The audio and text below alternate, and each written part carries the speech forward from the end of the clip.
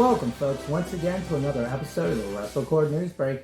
I'm your host, Ryan. It's May 16th, 2026, and we are here to get into some of the headlines in the world of pro wrestling and MMA. Last night, Ring of Honor held its Supercard of Honor event from Salisbury, Maryland. This was a night full of exciting in-ring action stacked to the gills. Starting out our show, we had 0 Hour with 4 great matches. First, Sammy Guevara took on Action Andretti. It was high-flying and fast-paced interactions that eventually led to a GTH with Sammy getting the cover for a 1-2-3. Roosh used the Bull's horns to get the win over LSG, which this intrepid reporter learned means Leon St. Giovanni, who is in fact a 15-year veteran of the sport. In a fun women's tag bout, we had Lacey Lane and Janai Kay going up against Mina Shirakawa and Queen Aminata. The Queen and the Love Bomb worked well as a tag team, and it was a tandem submission with JC being held by the Queen in a Texas Cloverleaf, a personal favorite of this reporter, and Mina with the figure 4 on Kai, who tapped out as the legal woman. The premier athletes, Tony Nese and Aria Davari, lost out to Rascals, Myron Reed, and Desmond Xavier. It was a burning hammer spiked with a top rope double stomp, getting the Cheech and Chong duo the win. From there, we went into the main card of the show. It's Nigel McGuinness once again returning to the ring as he would make use of his jawbreaker lariat to get the pin over Josh Woods in a pure rules encounter.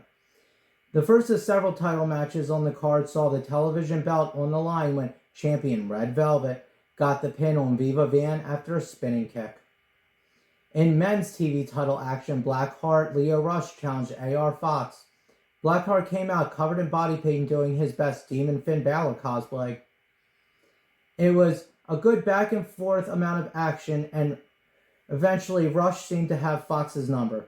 But Action Andretti got involved, shoving Rush from the top rope, allowing Fox to capitalize the 450 splash to get the win and retain his belt.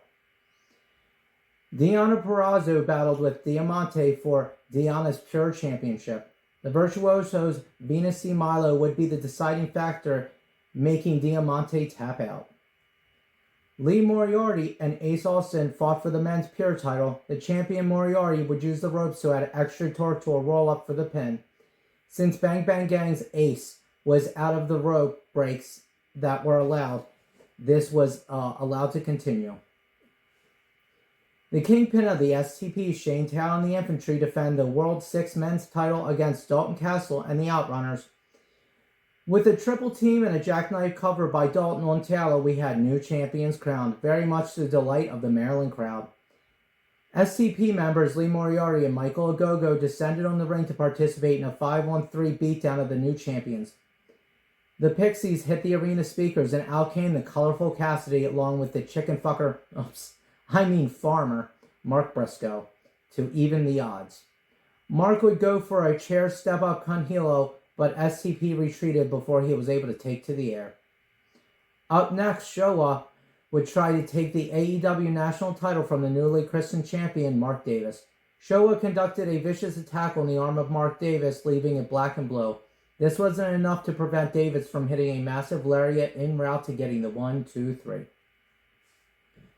The Most Wanted Bandito had his ROH World Championship up for grabs when he battled Blake Christian. It was a valiant effort by Blake Christian, who at one point kicked out of a 21-plex. In the end, it was the deadlift 21-plex securing the title belt stays with the masked one. After the match, Sir Strickland came out and would lay waste to his double or nothing opponent. Survival of the Fittest welcomed the women for the first time with the women's world title on the line. Champion Athena had an uphill battle with her protege Billy Starks, Yuka Sakazaki, Trish Adora, Maya World, and Zeta Steel. Joshi competitor Sari was originally scheduled to compete but had to be pulled due to injury concerns. This was a wild fight that saw super hard-hitting action. The elimination style allowed for lots of interesting interactions, with the big story of the night being the interplay between protege and mentor Billy Starks and Athena. Athena had trouble getting consistent cooperation from Billy during the night, as it seemed Billy was trying to get a taste of the gold for herself. The first elimination of the night came when Athena used the ropes for leverage to get a pin on Zeta Steels. The next one happened when Sakazaki pinned Adora after a spinning slam. Then Starks would catch a top rope facebuster on Yuka to get her out of this match. This left only 3 women left: Maya World, the champion Athena, and Billie Starkz. A sunset powerbomb off the top rope by Maya World sent Billie Starkz packing. Starkz wouldn't allow her mentor to lose the strap and gave some solid assistance, helping Athena out as a stepping stool, allowing her to climb a big 10-foot ladder, which the goddess dove off to hit an O-face on Maya and get the final elimination of the match. Our sole survivor celebrated another win, giving the title belt some love as the show left the airwaves. Tickets are reportedly flying off the shelf for May 24th's Double or Nothing pay-per-view that will see the hair versus title showdown between MJF and Darby Allin. The building has a reported capacity of 14,053, with 13,848 tickets sold already. According to Wrestling Observer's Dave Meltzer, this could be the second highest attended AEW US event, only surpassed by All In Texas during the summer of last year. In Night 2 of the Best of the Super Juniors tournament, the B Block saw El Desperado submit Takeshi Ishimori.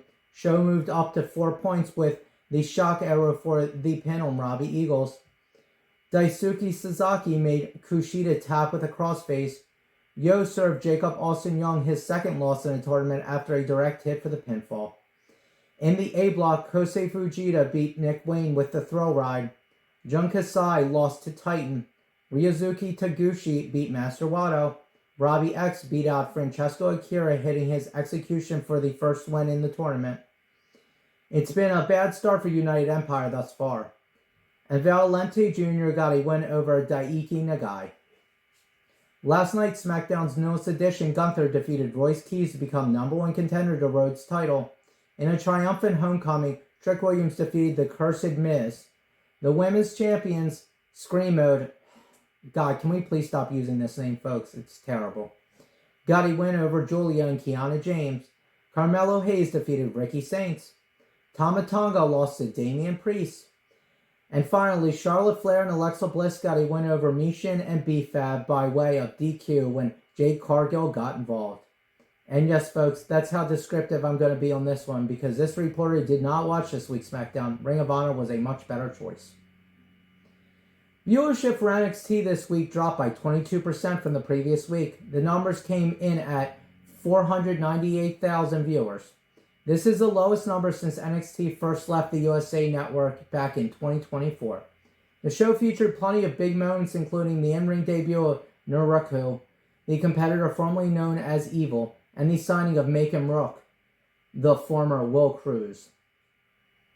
Tonight on AEW Collision, a Tony Khan promotion is once again live from Salisbury, Maryland. Darby Allin isn't through with being the most defendingist champion in AEW history. I think that's a word. As he puts his title on the line against Sammy Guevara. What this means for our Double or Nothing hair versus belt match, should the Spanish God win the gold? Who the hell knows? Also, on this jam-packed episode of Collision, Samoa Joe and Anthony Bowens of the Ops take on Lethal Twist, Jay Lethal, and Lee Johnson. A 5-minute women's tag title eliminator will see more action from Lana Cross and Megan Bayne. The conglomerations Orange Cassidy, Mark Briscoe, and Kyle O'Reilly will take on Lee Moriarty, Sean Dean, and Charlie Bravo of the Sean Taylor Promotions in a trios title eliminator. Then, in a big challenge for the TBS title, champion Willow Nightingale takes on ROH Women's TV champion Red Velvet. As of this reporting, these are the only matches announced, but I'm sure there will be more to come. And with that, folks, we once again come to the end of another WrestleCord news break. I'm Ryan, signing off, hoping to see you all again tomorrow.